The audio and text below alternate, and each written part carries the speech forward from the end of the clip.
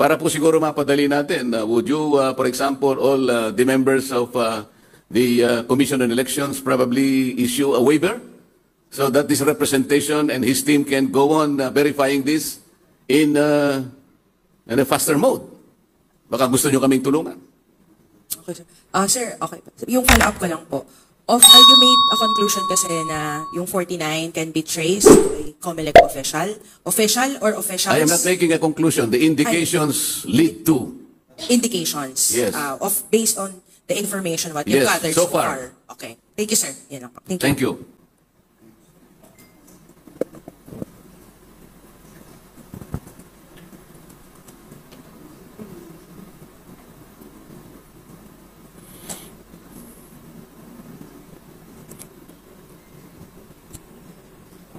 Parang tumahimik.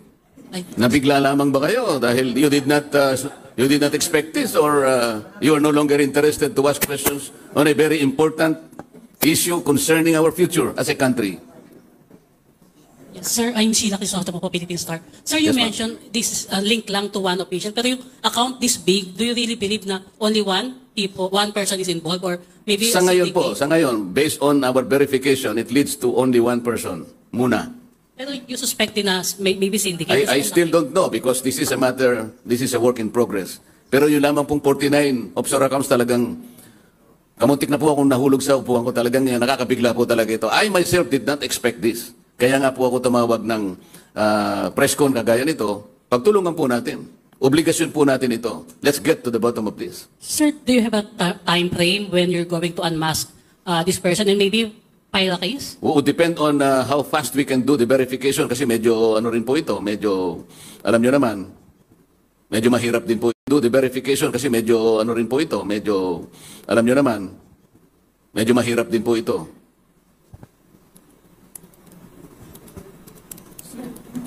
Hi, Morgan Enriquez po from TV5. Yes, ma'am. Kung you said po, it leads to only one person, you still don't know po, no? May yung particular yung name, kumbaga? O may pangalan na po ba tayo? May lead na po ba tayo? Kung sino po ito? Ayaw po nating sabihin ang pangalan kasi nga, it's unfair naman na sabihin natin ang pangalan while we're still in the process of verifying this. Kailangan po, ako naman po, ang naging prinsipyo ko po, palagi po ako sigurado, hindi po ako, kumbaga sa namamaril, hindi po ako bumabaril ng padaskul-daskul lang. Sharpshooter po ako Hindi po nyo na itatanong.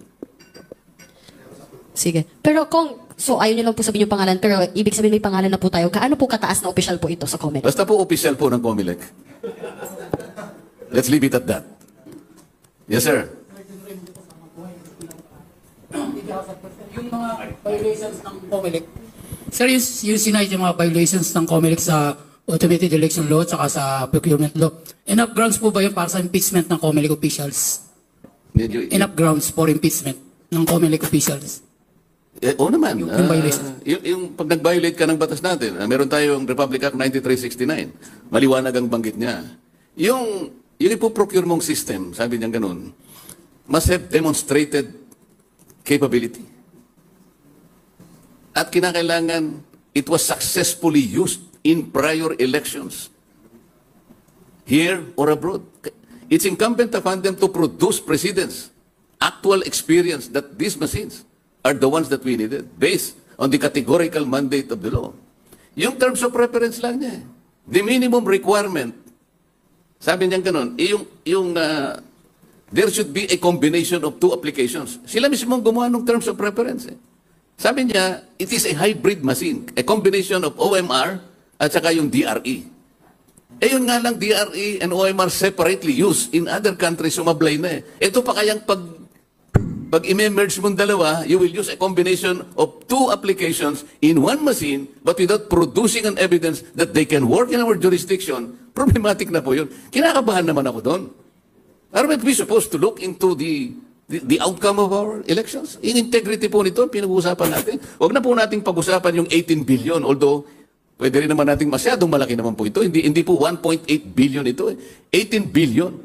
But more than the amount itself, more than that, there is a more pressing issue.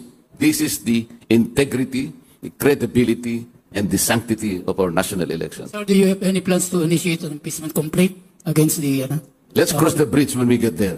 Siguro ang iniisip ko ngayon is to file an appropriate resolution, an inquiry into the subject matter, para sa ganun, mapadali natin o magkatulungan tayong lahat. But, foremost, kaya ko po tinawag ito. You are all responsible members of media. Alam ko po na pare-pareho tayong may puso ng hindi natin pababayaan na basta na lang mapariwara ang quality ng ating election. It is also your responsibility, hindi lang po ako.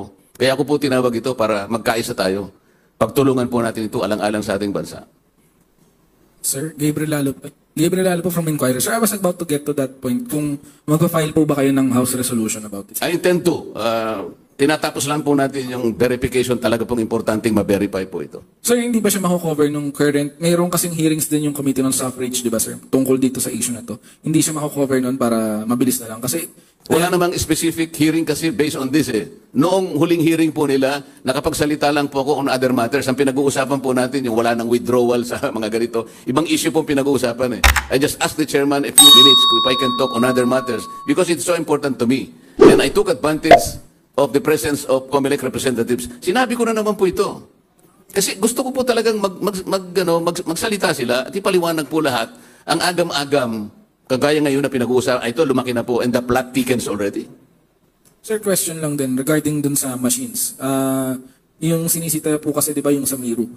Would there be enough time kung sakaling when it happens na makancel yung kontrata sa Miru, would there be enough time to prepare for the 2025? Palagay ko, the President, yung sinasabi ko sa inyo, 2015, the contract was signed in September 2015. 8 months na lang ang natitira for the 2016 elections. At pagkatapos nga, nagkaroon pa ng problema because the Supreme Court made a ruling that the COMELEC should institute or implement yung BCPAT. Ito yung Voter Certified Paper Trail Audit. Walang magawa yung contractor. So, it needed 2 weeks. 2 months na lang before the election, nagawa pa rin niya ng paraan. So, tayo naman, wala pa tayo sa ganung critical. May 10 months pa tayo, like what we did in 2010. 10 months ang natitira. So, sabi ko, wag nating takutin ang sarili natin. Sabi ko nga, medyo natakot ang Supreme Court. Ang sinabi niya, we cannot nullify. Although dapat ni-nullify niya na po. With all due respect to the COMELEC. Kasi sabi niya, grave abuse of discretion amounting to excess or lack of jurisdiction.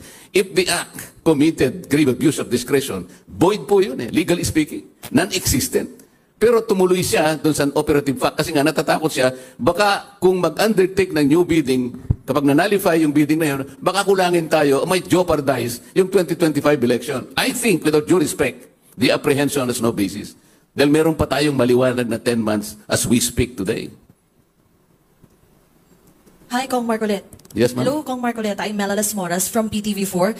Sir, follow-up lang po. Bukod sa pinaplano nating House resolution, nalalapit na rin kasi yung budget season. Kayo po, ano po yung pinaplano nyo sa nalalapit na budget season? Pagdating nga, pag humarap na sa Kamara itong ang COMELEC, kayo po ba, gusto nyo po bang malinaw muna to bago magawaran o maaprubahan yung hinihinging budget ng COMELEC? Ano po yung mga nakikita nyong kondisyon para malinaw tong issue ito bago sila mabigyan ng budget? Nililid mo ako sa leading question. Siyempre, tatanungin natin sa it's also an opportunity. Alangan naman bigla na lamang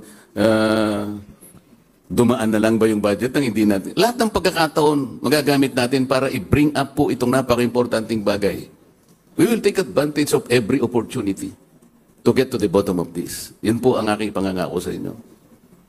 Sir, as early as now, with all the, yun nga, yung mga revelations po natin, are you still hopeful na magkakaroon po tayo ng clean and credible elections sa 2025? Bakit naman hindi? Ako, pangarap ko yun. Maski ikaw, pangarap mo din yun. Lahat po tayo nangangarap. Wala po sigurong isa sa atin ang hindi nangangarap na lahat po ng eleksyon natin kailangan malinis. Pagsikapan po natin na ma-achieve natin yun. At every way, every angle, gawin po natin yun.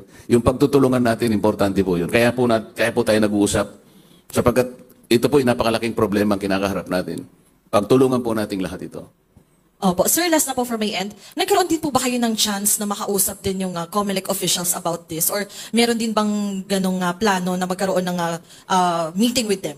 Wala pa po kaming naging pag-uusap. Yun nga po, kagaya po ni Alex Magno na naka-8 articles na po. Basahin po ninyo. November 2023 up to May 2024. Kung hindi po ako nagkakamali at bibihira po akong magkamali, 8 articles po. Ako po siguro 2 articles lang na isulat ko. Tungkol din dito, yung lumabas po about 10 days ago, sinabi ko nga na may problema ito because even the US aid, kinol na po nung isang US-based journal na, aren't you supposed to assess, sabi, the wisdom of supporting the countries using Miru system, considering that even the president of the Congo Election Commission was cited by the US Treasury Department. Kasi lumabas po na nagkaroon siya ng corruption issue. He padded the value of the machines coming from Miru by US 100 million. At yung pong pera na yun ay na-deposit sa kanyang company controlled by his family. Lahat po, sinabi ko rin po ito pero ang nangyari, kagaya rin po ni Alex Magno, wala po tayong nakukuhang kasagutan. Nakakabater naman po yun. Nakakapagbigay ng pagdududa. Bakit hindi po kayo magsalita? Bakit hindi po kayo mag-explain? Ito po ba isang bagay na hindi ka explain? Paano ba sa Tagalog yun? Hindi po ba ito isang bagay na dapat po ninyong ipaliwanag na mabuti sa ating mga mamamayan? Yun po lamang hinihingi natin. Kung Dante, sir, clarification lang po. Halimbawa, ang kailangan natin talaga is the explanation of COMELEC. What if the COMELEC will insist on the decision of the Supreme Court applying the doctrine of operative facts? Because nung sabihin ng Supreme Court yung nasa isip nila, baka it will jeopardize the preparation of 2025 elections. So at this time, baka kung magkaroon pa ng panibagong bidding, baka yun yung i-insist nila sa atin na Supreme Court na although there is an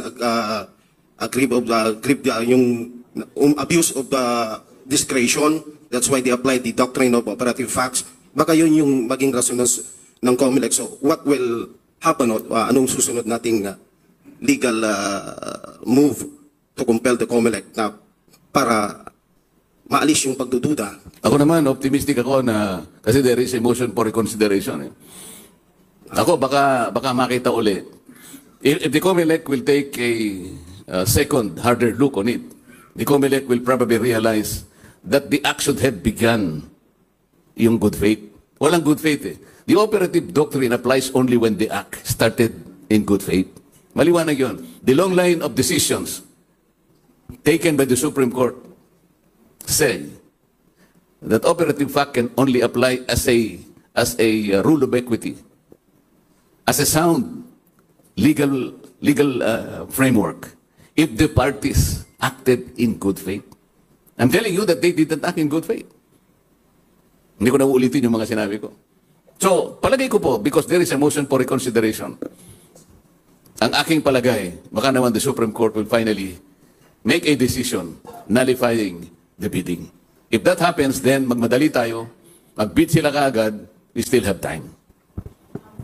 Good morning po, Sir. Joy Cantos po from Filipino Star. Sir, I just want to ask, if the COMELEC would pursue to use the Miru equipments in the conduct of 2025 midterm polls, did you foresee a failure of election? Would they be held accountable for the violation of ethical standard, administrative and criminal case? Sana huwag na po tayong mapunta doon because ang gusto ko yung hindi maapektuhan yung integrity ng election natin. Sabi ko kanina, if push comes to shove, I think the COMELEC can still utilize the 75,000 BCMs now stored in the warehouse in Laguna. Dadagdagan na lang po natin ng konti. Sa tingin ko, mas maganda po na senaryo yun. At makakatipid pa po tayo. Siguro, isoli na lang ng Miru yung kanila, binayad natin sa kanila.